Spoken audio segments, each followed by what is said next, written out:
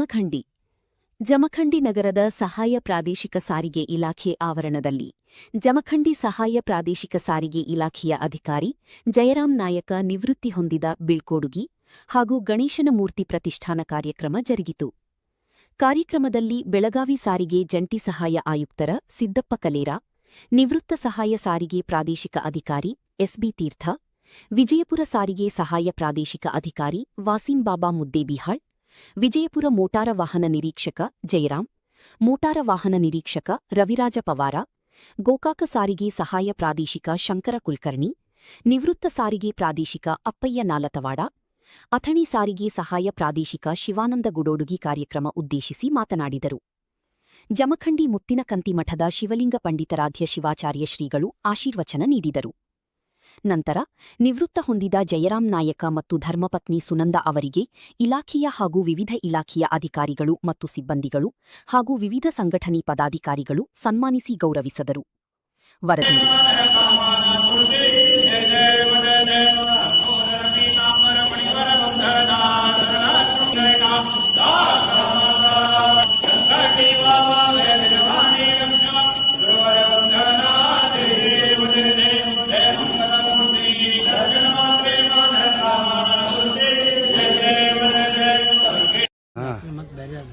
Video ಮಾಡ್ಕೊಂಡ ಯಾರು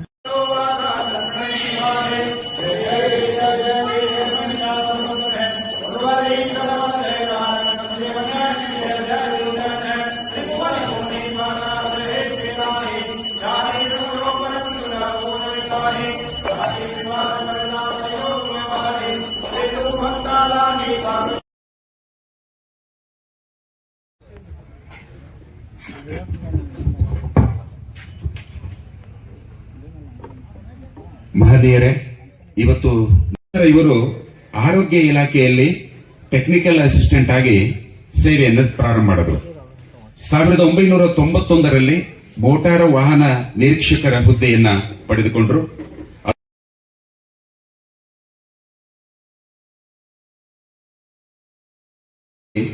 ಗಣೇಶ್ ಶೆರ್ಗಣ್ಣವರವರು ತಮ್ಮ ಒಂದೆರಡು ಮಾತುಗಳ ಅಭಿಪ್ರಾಯಗಳನ್ನ ಜಯರಾಮ್ ನಾಯ್ಕ ಅವರ ಕುರಿತಾಗಿರ್ತಕ್ಕಂಥ ಒಂದೆರಡು ಮಾತುಗಳನ್ನ ಹಂಚಿಕೊಳ್ಳೋದಕ್ಕೆ ನಾನು ವಿನಂತಿಯನ್ನ ಮಾಡ್ಕೋತಾ ಇದ್ದೀನಿ. ವಿಶೇಷವಾಗಿ ತೇಜ್ ಸಾಹೇಬ್ರ ಬಗ್ಗೆ ಹೇಳಕ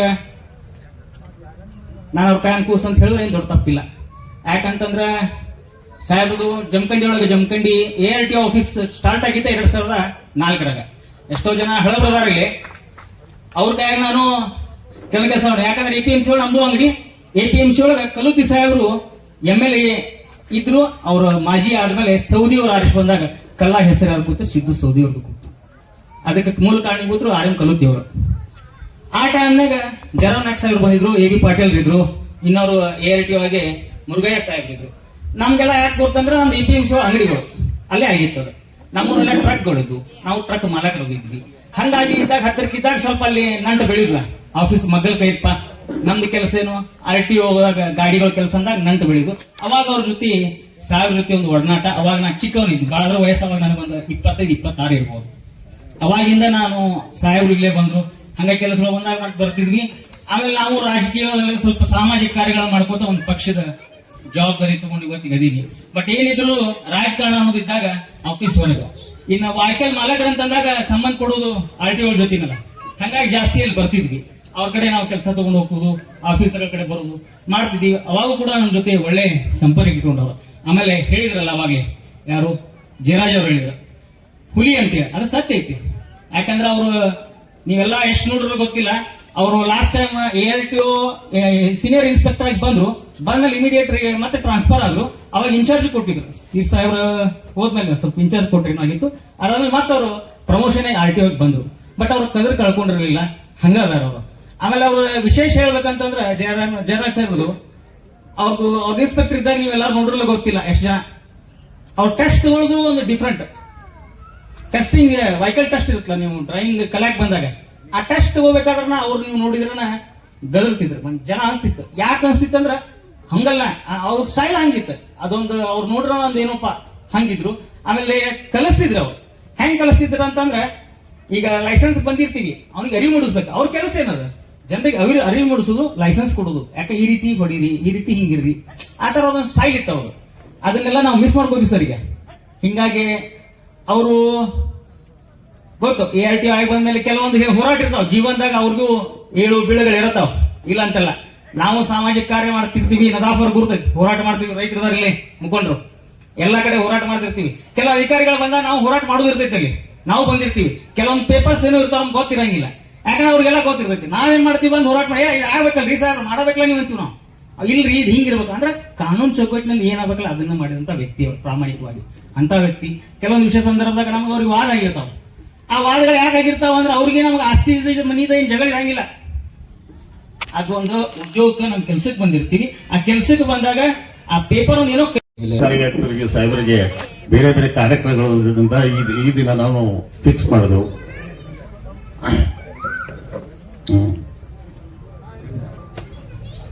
ಏನಂದ್ರೆ ಇಲಾಖೆಗೆ ನಿಷ್ಠೆಯಿಂದ ದುಡಿಬೇಕನ್ನುವಂಥದ್ದು ಮನುಷ್ಯನಲ್ಲಿ ಎಲ್ಲಿವರೆಗೆ ಇರುವುದಲ್ಲೂ ಅವರು ಯಾವತ್ತೂ ಹಸನ್ಮುಖಿ ಹಾಕಿ ಇರ್ಲಿಕ್ಕೆ ಸಾಧ್ಯ ಇಲ್ಲ.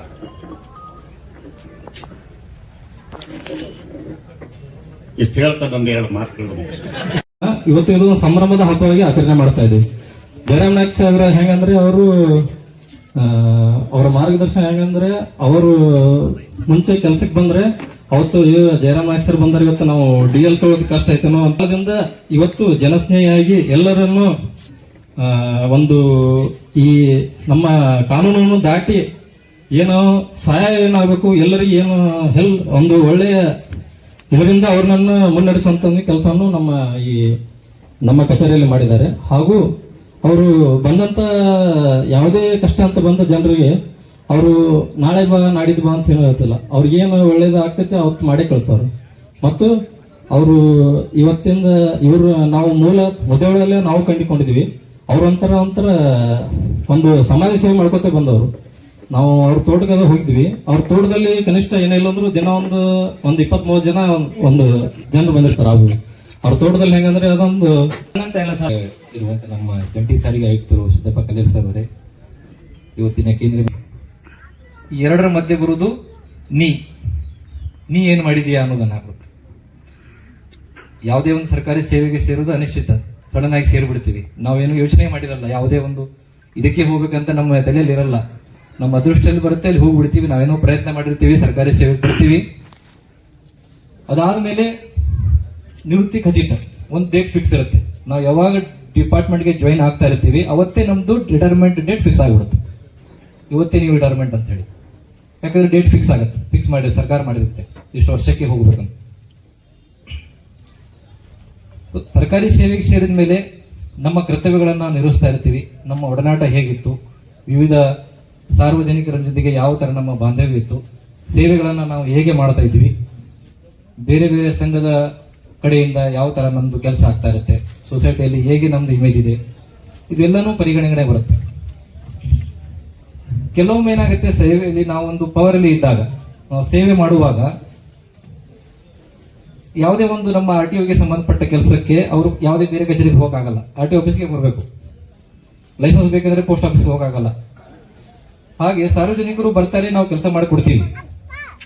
ಆದ್ರೆ ಸೇವೆಯಲ್ಲಿದ್ದಾಗ ಗೌರವಿಸುವುದು ಬೇರೆ, ನಿವೃತ್ತಿ ಆದ ನಂತರ ಯಾರೇ ಒಬ್ಬ ಸಾರ್ವಜನಿಕ ನಮಸ್ಕಾರ ಸರ್ ಹೇಗಿದ್ದೀರಿ ಆರಾಮಿದ್ದೀರಾ ಅಂತ ಕೇಳಿದ್ರೇನೆ ಅದೇ ನಾವು ಗಳಿಸಿದ್ದು, ನಮ್ಮ ಸೇವೆ ಅಲ್ಲೇ ಇದೆ ಅಂತ ಗೊತ್ತಾಗುತ್ತೆ. ಇಲ್ಲಿ ನೆರೆದಿರುವ ಜನರು, ವಿವಿಧ ಸಂಘದ ಪದಾಧಿಕಾರಿಗಳು, ಸಾರ್ವಜನಿಕರು ನೋಡಿದ್ರೆ ಆ ಟೈಪ್ ಕೆಲಸ ಮಾಡಿದ್ದಾರೆ ಅಂತ ಅವರನ್ನ ಭಾವಿಸಿ ಮುಂದೆ ಅವರದ್ದು ಜೀವನ ಸುಖ ಶಾಂತಿ ನೆಮ್ಮದಿಯಿಂದ ಕೂಡಿರಲಿ ಅಂತ ಹೇಳಿ ಸಾಹೇಬ್ರು ಇವತ್ತು ನಿವೃತ್ತಿ ಅಂದ್ರೆ ನಮ್ಮ ಇಲಾಖೆಯಿಂದ ನಿವೃತ್ತಿ ಹೊಂದ್ತಾ ಇದ್ದಾರೆ ವಿನಃ ನಮ್ಮ ಯಾರ ಮನಸ್ಸಿನಲ್ಲೂ ಕೂಡ ಅವ್ರ ನಿವೃತ್ತಿ ಇಲ್ಲ. ಅವ್ರು ಯಾವಾಗಲೂ ಸಕಾಲದಲ್ಲೂ ನಮಗೆ ಮಾರ್ಗದರ್ಶಕರಾಗಿ ಕಂಟಿನ್ಯೂ ಆಗಿ ಹಿಂಗೆ ಇರಲಿ ಅಂತ ನಮ್ಮೆಲ್ಲರ ಆಶಯ. ಅದೇ ರೀತಿ ಸಾಹೇಬ್ರು ಈಗ ಆಲ್ರೆಡಿ ರಾಜಕೀಯ ಪ್ರಭಾವ ಕೂಡ ಅವರು ಮನೆ ಮೇಲೆ ಇರೋದ್ರಿಂದ ಇದಾದ ನಂತರ ಕೂಡ ಅವ್ರ ಮುಂದೆ ರಾಜಕೀಯವಾಗಿ ಕೂಡ ಅವರು ಸಕ್ರಿಯವಾಗಿರ್ಲಿ ಮತ್ತು ನಮ್ಮೆಲ್ಲರ ಸರ್ಕಾರಿ ಸೇವೆ ನಂತರ ನಮ್ಮ ಸಾರ್ವಜನಿಕ ಸೇವೆ ಕೂಡ ಅವ್ರು ಮಾಡ್ಲಿ ಅಂತ ತಮ್ಮೆಲ್ಲರ ಪರವಾಗಿ ಆಶಿಸ್ತೇನೆ. ಅವರ ಕುಟುಂಬ ಇದೇ ರೀತಿ ಎಲ್ಲರ ಆಶಯದಿಂದ ಒಳ್ಳೆ ರೀತಿಯಾಗಿ ಬೆಳಿಲಿ ಮತ್ತು ಅವ್ರ ನಿವೃತ್ತಿ ನಂತರದ ಜೀವನ ಒಳ್ಳೆಯದಾಗ್ಲಿ ಅಂತ ತಮ್ಮೆಲ್ಲರ ಪರವಾಗಿ ಮತ್ತು ನಮ್ಮ ಬಿಜಾಪುರದ ಕಚೇರಿ ಪರವಾಗಿ ತುಂಬ ಹೃದಯದಿಂದ ಆಶಿಸ್ತಾ ಇದ್ದೇನೆ. ನಿವೃತ್ತಿಯ ಸಮಾರಂಭ, ಆ ಸಮಾರಂಭಕ್ಕೆ ಆಗಮಿಸತಕ್ಕಂಥ ವೇದಿಕೆ ಮೇಲೆ ಎಲ್ಲ ಗಣ್ಯರಿಗೂ ಹಾಗೂ ಜಮಖಂಡಿಯ ಮುತ್ತಿನಕಂಟಿ ಮಠದ ಪುರಸ್ಕಾರಗಳನ್ನು ಮಾಡಿ ಇವತ್ತಿನ ಈ ಕಾರ್ಯಕ್ರಮಕ್ಕೆ ಆಗಮಿಸಿರ್ತಕ್ಕಂಥ ಎಲ್ಲ ಅಣ್ಣ ತಮ್ಮಂದಿರೇ, ಅಕ್ಕ ತಂಗಿಯರೇ ಹಾಗೂ ಪತ್ರಕಾರ ಮಿತ್ರರೇ, ಅದೇ ರೀತಿ ನಾನು ಏನು ಈ ಆಫೀಸಿಂದ ಕೆಲಸ ಮಾಡಿ ನಿವೃತ್ತಿಯಾಗಿದ್ದೀನಿ ಆ ಸಹೋದ್ಯೋಗಿಗಳೇ, ನಾನು ಮತ್ತು ಜಯರಾಮ್ ನಾಯ್ಕು 1991ರಲ್ಲಿ ಅಪಾಯಿಂಟ್ಮೆಂಟ್ ಆಗಿದ್ವಿ. ವಾಸಿಂ ಬಾಬಾ ಸಾಹೇಬ್ರು ಹೇಳಿದ್ರಿದೆ, ಈಗ ಅಪಾಯಿಂಟ್ಮೆಂಟ್ ಆಗ್ತದೆ, ಅಪಾಯಿಂಟ್ಮೆಂಟ್ ಆದಾಗಲೇ ನಮ್ದು ನಿವೃತ್ತಿ ಫಿಕ್ಸ್ ಆಗ್ತದೆ ಅಂತ. ಅಪಾಯಿಂಟ್ಮೆಂಟ್ ಆದಾಗ ನಾವು ಸರ್ಕಾರಿ ಕಚೇರಿಗೆ ಹೋಗಿ ಹಾಜರಾಗೋದ್ರಲ್ಲಿ 1 ದಿವಸ 2 ದಿವಸ ಹೆಚ್ಚು ಕಡಿಮೆ ಮಾಡಬಹುದು, ಆದರೆ ನಿವೃತ್ತಿ ಮಾತ್ರ ಫಿಕ್ಸ್ 31 ಹಿಂದೆ ಮುಂದೆ ಮಾಡಕ್ ಬರಲ್ಲ. ಆ ರೀತಿ 91ರಲ್ಲಿ ನಾವು ಬಿಜಾಪುರ ಜಿಲ್ಲೆಯಿಂದ ಸುಮಾರು 12 ಜನ ನಾವು ಇನ್ಸ್ಪೆಕ್ಟರ್ ಆಗಿ ಸೇವೆಗೆ ಸೇರಿಕೊಂಡಿದ್ವಿ. ಎಲ್ಲರೂ ಟ್ರೈನಿಂಗ್ ಮುಗಿಸಿದ್ವಿ. ಪೊಲೀಸ್ ಟ್ರೈನಿಂಗ್ ಆಯ್ತು, KSRC ಟ್ರೈನಿಂಗ್ ಆಯ್ತು, DTI ಟ್ರೈನಿಂಗ್ ಆಯ್ತು, ಆಮೇಲೆ ಇಂಡಿವಿಜುವಲ್ ಪೋಸ್ಟಿಂಗ್ ಅದು. ಎಲ್ಲರೂ ಒಂದೇ ಕಡೆ 145 ಜನ ಇದ್ದವರು ಎಲ್ಲರೂ ಬೇರೆ ಬೇರೆ ಕಡೆ ಬೇರೆ ಬೇರೆ ಆಫೀಸಲ್ಲಿ ರಿಪೋರ್ಟ್ ಮಾಡಿದ್ವಿ. ಯಾವಾಗಾರ ಸಿಗ್ತಿದ್ವಿ, ಹಿಂಗ್ ಸ್ಪಾಟ್ಗೆ ಹೋದಾಗ ಅಥವಾ ಬೇರೆ ಕಡೆ ಎಲ್ಲರೂ ಹೋದಾಗ ಅಥವಾ ಏನಾರ ಒಂದು ಫಂಕ್ಷನ್ ಇದ್ದಾಗ ಎಲ್ಲರೂ ನಾವು ಸೇರ್ತಿದ್ವಿ, ಮಾತಾಡ್ತಾ ಇದ್ವಿ. ಎಲ್ಲಿ ಮತ್ತೆ ಸ್ಕ್ವಾಡ್ ಅಂತ ಹೋಗ್ತಿದ್ವಿ, ಆ ಸ್ಕ್ವಾಡ್ ಅಲ್ಲಿ ಹೋದಾಗ ಕೂಡ ನಾವೆಲ್ಲರೂ ಒಟ್ಟಿಗೆ ಕೆಲಸ ಮಾಡ್ತಿದ್ವಿ. ಅಂದ್ರೆ ಕೆಲಸ ಮಾಡುವಲ್ಲಿ ಎಲ್ಲರ ಜೊತೆಗೆ ಸಹಕಾರ ಮಾಡಿಕೊಂಡು ಕೆಲಸ ಮಾಡ್ಕೊಂಡು ಹೋಗ್ತಿದ್ವಿ. ಅದೇ ರೀತಿ ಈ ಆಫೀಸಲ್ಲಿ ನನ್ಗನ್ಸು ಮಟ್ಟಿಗೆ ಇಲ್ಲಿ ತನಕ ಮ್ಯಾಕ್ಸಿಮಮ್ ಸೇವೆ ಮಾಡಿದ್ದು ನಾನೇ ಇರಬೇಕು ಅನ್ಸುತ್ತೆ ಈ ಆಫೀಸಲ್ಲಿ. ಅಂದ್ರೆ 2011ರಿಂದ 2020ರವರೆಗೆ ಈ ಕಚೇರಿಯಲ್ಲಿ ಸೀನಿಯರ್ ಇನ್ಸ್ಪೆಕ್ಟರ್ ಆಗಿ ARTO ಆಗಿ 1 ಮ್ಯಾನ್ ಶೋ ಕೂಡ ಮಾಡಿವಿ. ಇಲ್ಲಿ ಅಂದ್ರೆ ಇನ್ಸ್ಪೆಕ್ಟರ್ ಡ್ಯೂಟಿನೂ ಮಾಡಿವಿ, ARTO ಡ್ಯೂಟಿನೂ ಮಾಡಿದ್ವಿ, 1 ಮ್ಯಾನ್ ಶೋ ಟೈಪ್ನು ಕೆಲಸ ಮಾಡಿದ್ವಿ. ಈ ಜಮಖಂಡಿ ಅಂತ ಊರಲ್ಲಿ ಕೆಲಸ ಮಾಡಬೇಕು ಅಂದ್ರೆ ಅದು ಭಾಗ್ಯ ಬೇಕು. ಯಾಕೆ ಇಲ್ಲಿ ಜನ ಅಷ್ಟೇ ಸಹೃದಯಗಳು, ಇಷ್ಟೇ ಅವ್ರನ್ನ ಹಚ್ಚಿಕೊಂಡು ನಾವು ಯಾವ ರೀತಿ ಕೆಲಸ ಮಾಡ್ತೀವಿ, ಅವ್ರನ್ನ ಯಾವ ರೀತಿ ನಾವು ಅವ್ರಿಗೆ ಸ್ಪಂದನೆ ಮಾಡಿ. ಬಟ್ ನಾನು ವೈಯಕ್ತಿಕ ಕೆಲವೊಂದು ವಿಚಾರಗಳನ್ನ ಇಲ್ಲಿ ಹೇಳಕ್ಕೆ ಇಷ್ಟಪಡ್ತೀನಿ. ಸರ್ ನಿರೂಪಣೆ ಮಾಡಬೇಕಾದ್ರೆ ನಾಯಕ್ ಸಾಹೇಬರು ಸಂಬಂಧಿಕರು, ನಮ್ಮ ಗಣೇಶ್ ಸರ್ ಮಾತಾಡಬೇಕಾದ್ರು ಸಂಬಂಧಿಕರು ಅಂತ. ನಾನು ಜಮಖಂಡಿಯಲ್ಲಿ ಪಂಚಾಯತ್ ಅಭಿವೃದ್ಧಿ ಅಧಿಕಾರಿಯಾಗಿ ಸುಮಾರು 10 ವರ್ಷಗಳ ಕಾಲ ಸೇವೆ ಸಲ್ಲಿಸಿದ್ದೀನಿ. ಒಂದು 8 ವರ್ಷಗಳ ಕಾಲ ಟೀಚರ್ ಆಗಿ ಕೆಲಸ ಮಾಡಿದ್ದೀನಿ. ನಾಯ್ಕ್ ಇಂಗ್ಲಿಷ್ ಅಕಾಡೆಮಿ ಅಂತ ಒಂದು ಸಂಸ್ಥೆ ದಡ್ಡಿ ಹಾಸ್ಪಿಟಲ್ ಪಕ್ಕದಲ್ಲಿ ಕಟ್ಟಿ ಸುಮಾರು 8 ವರ್ಷಗಳ ಕಾಲ ಮಾಡಿ ಆಮೇಲೆ ನಾನು PDO ಆಗಿ ಅಪಾಯಿಂಟ್ಮೆಂಟ್ ಆಗಾನ ಇಲ್ಲಿ ಇರೋ ತನಕ ಅದನ್ನ ನಡೆಸ್ಕೊಂಡು ಬಂದವನು. ಸಾಹೇಬರ ಒಂದು ಕೆಲವು ವಿಚಾರಗಳನ್ನ ಹೇಳಕ್ಕೆ ಇಷ್ಟಪಡ್ತೀನಿ. ನಮ್ಮ ಬ್ರದರ್ ಸಬ್ ಇನ್ಸ್ಪೆಕ್ಟರ್ ಇದಾರೆ ಅಂತ ಪರಿಚಯ ಮಾಡಿದ್ರು. ಅವ್ರ ಮಗಳನ್ನ ನಾವು ನೋಡಕ್ ಹೋದಾಗ ಒಂದು ಘಟನೆಯನ್ನ ಹೇಳಕ್ಕೆ ಇಷ್ಟಪಡ್ತೀನಿ. ನಮ್ಮ ತಾಯಿ, ನಾನು, ನಮ್ಮ ತಂದೆ, ನಮ್ಮ ತಮ್ಮ, ಜೊತೆಗೆ ನಮ್ಮ ಮಾವನವರು 5 ಜನ ನಾವು ಸಾಹೇಬ್ರ ಮಗಳನ್ನ ನೋಡಕ್ ಹೋಗಿದ್ದೀವಿ. ನಮ್ಮ ತಮ್ಮನ್ ತಗೊಳಕ್ಕೆ ಸಾಹೇಬ್ರದ್ದು ದೊಡ್ಡ ಮನೆತನ ತಮ್ಗೆಲ್ಲ ಗೊತ್ತಿರುವಂತದ್ದು. ಅಲ್ಲೆಲ್ಲ ಮನೆ ನೋಡಿದ್ರೆ ದೊಡ್ಡ ಬಂಗ್ಲೋದಲ್ಲಿ ಇದ್ರು. ನಮ್ಮ ತಮ್ಮಗೆ ಹುಡುಗಿ ಪಸಂದ್ ಆಗಿದ್ಲು, ಬಟ್ ಕೊಡ್ತಾರೋ ಇಲ್ಲ ಅಂತ ನಮ್ಗೆ ಡೌಟ್. ಅದಕ್ಕೆ ನಮ್ಮ ಮಾವನವರು ಅವ್ರು ಕೇಳಿದ್ರು, ನೋಡ್ರಿ ಹುಡುಗ ಅಂತೂ PSI ಇದ್ದಾನೆ, ಇವರು ಅವ್ರ ಅಣ್ಣ ಇವ್ PDO ಇದ್ದಾನೆ, ತಂದೆ ಹಿಂಗಿದಾನೆ ಅವ್ನು ಕುಡುಕ, ತಾಯಿ ಹಳ್ಳಿ ಹೆಣ್ಣು ಮಗಳು, ಈ ತರ ಇದೆ. ಏನು ಹೊಲ ಇಲ್ಲ, ಮನಿ ಇಲ್ಲ, ಮನಿ ಒಂದ್ ಐತಿ ಇರಕ್ಕೆ, ಹೊಲ ಇದ್ದು ಎಲ್ಲ ಮೋಡಿ ಒಳಗೆ ಮುಳುಗೋಗಿದ್ದಾವು. ಅದಕ್ಕೆ ಇಷ್ಟು ಹೇಳಿ ಬಂದ್ರು ಅವರು. ನೆಕ್ಸ್ಟ್ 1-2 ದಿವಸ ನಂತರ ಮತ್ತೆ ನಮ್ಮ ಮನೆ ನೋಡಕ್ ಬರ್ತೀವಿ ಅಂತ ಕೇಳಿ ಅವರು ಗಟ್ಟಿ ಮಾಡ್ಕೊಂಡು ಹೋಗ್ಬೇಕಂತ ಬಂದಿದ್ರು. ಸುಮಾರು ಒಂದು 30-40 ಜನರನ್ನು ಸೇರಿಸ್ಕೊಂಡು ಬಂದಿದ್ರು. ಅಂದ್ರೆ ಯಾಕೆ ಈ ಒಂದು ವಿಚಾರವನ್ನು ಪ್ರಸ್ತಾಪನೆ ಮಾಡ್ತೀನಿ ಅಂದ್ರೆ, ಬಹಳಷ್ಟು ಸರಳ ವ್ಯಕ್ತಿತ್ವವನ್ನ, ಸರಳ ಜೀವನವನ್ನ ಇಷ್ಟಪಡುವಂತವ್ರು. ಇದು ಒಂದು ವಿಚಾರ. ಅದ್ರ ಜೊತೆಗೆ ಇಲಾಖೆಗೆ ಸಂಬಂಧಪಟ್ಟಂತೆ ನಾವು ನೋಡೇ ಇಲ್ಲ. ಅಷ್ಟೊಂದು ಧೈರ್ಯದಿಂದ ಕೆಲಸ ಮಾಡಿ ಇಲಾಖೆ ರೆವಿನ್ಯೂ ಬಗ್ಗೆ, ಇಲಾಖೆಯ ಘನತೆ ಬಗ್ಗೆ, ಇಲಾಖೆಯ ಗೌರವವನ್ನು ಹೆಚ್ಚಿಸುವುದರಲ್ಲಿ ಜಯರಾಮ್ ನಾಯಕರು ಬಹಳ ನಿಷ್ಠಾವಂತರು. ಇವತ್ತು ಅವರು ನಿವೃತ್ತಿಯನ್ನು ಹೊಂದ್ತಾ ಇದ್ದಾರೆ. ಇನ್ನೇನು ಕೆಲವೇ ದಿನಗಳಲ್ಲಿ 60 ಸಂವತ್ಸರಗಳನ್ನ ಪೂರೈಸ್ತಾ ಇದ್ದಾರೆ. ಮತ್ತೆ ಹೊಸ 60 ವರ್ಷದ ನಂತರ, ನಿವೃತ್ತಿ ನಂತರ ಇಷ್ಟು ದಿವಸ ಸಾರ್ವಜನಿಕ ಸೇವೆಯನ್ನ ಮಾಡ್ತಾ ಇದ್ರು. ಈ 60 ವರ್ಷದ ನಂತರ ಮತ್ತೆ ಹೊಸ ಜೀವವನ್ನು ಪಡೆದಂಗ ಮತ್ತೊಮ್ಮೆ ಹೊಸ ಜೀವನವನ್ನ ಪ್ರಾರಂಭ ಮಾಡಲಿ. ಸರ್ಕಾರಿ ನೌಕರಿ, ಸರ್ಕಾರಿ ಸೇವೆಯನ್ನ ಬಿಟ್ಟು ಇನ್ನು ಸಾಮಾಜಿಕ ಸೇವೆ ಕಡೆಗೆ, ಸಾಮಾಜಿಕ ಕರ್ತವ್ಯದ ಬಗ್ಗೆ ಹೆಚ್ಚಿನ ಕಾಳಜಿ ವಹಿಸಲಿ.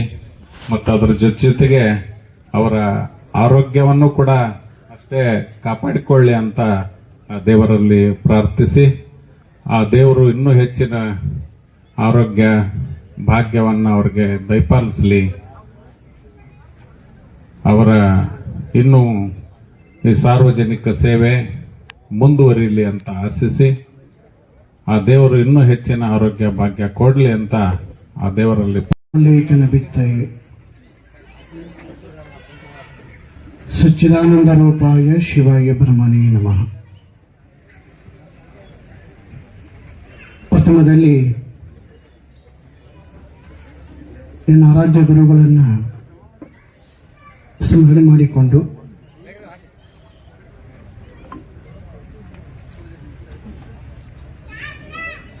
ಜಮಖಂಡಿಯ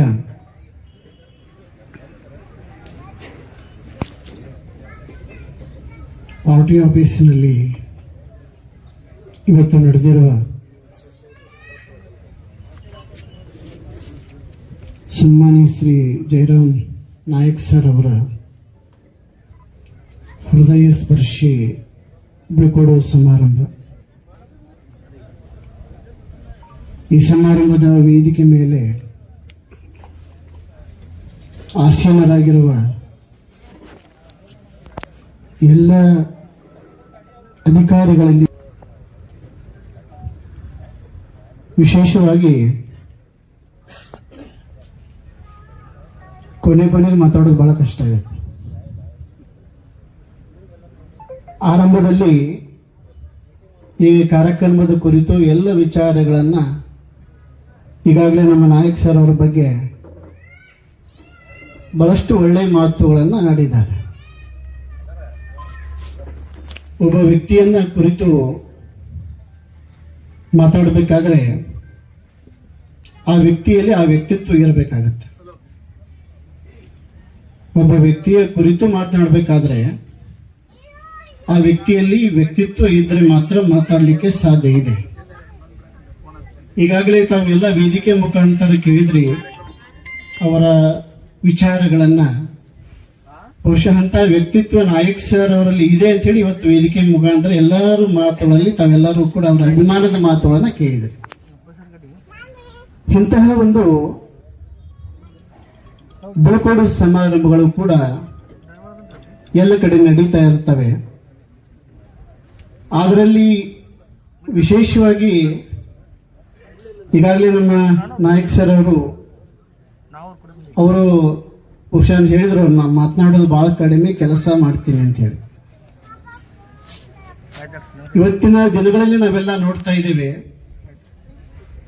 ವಿದ್ಯೆ ಬಂತು ವಿನಯ ಹೋಯ್ತು, ಬುದ್ಧಿ ಬಂತು ಶ್ರದ್ಧೆ ಹೋಯ್ತು, ಶ್ರದ್ಧೆ ಬಂತು ವಿವೇಚನೆ ಹೋಯ್ತು, ಬೋಧನೆ ಬಂತು ಸಾಧನೆ ಹೋಯ್ತು, ಮಾತು ಬಂತು ಕೃತಿ ಹೋಯ್ತು ಅಂತ ಹೇಳ್ತಾರೆ. ನಾವೆಲ್ಲ ಅನ್ಕೊಂಡಿವಿ ಮಾತನಾಡುವುದೇ ಒಂದು ದೊಡ್ಡ ಸಾಧನೆ ಅಂತ ಅನ್ಕೊಂಡ್ಬಿಟ್ಟಿದ್ದೀವಿ. ಮಾತನಾಡುವುದು ಸಾಧನೆ ಅಲ್ಲ,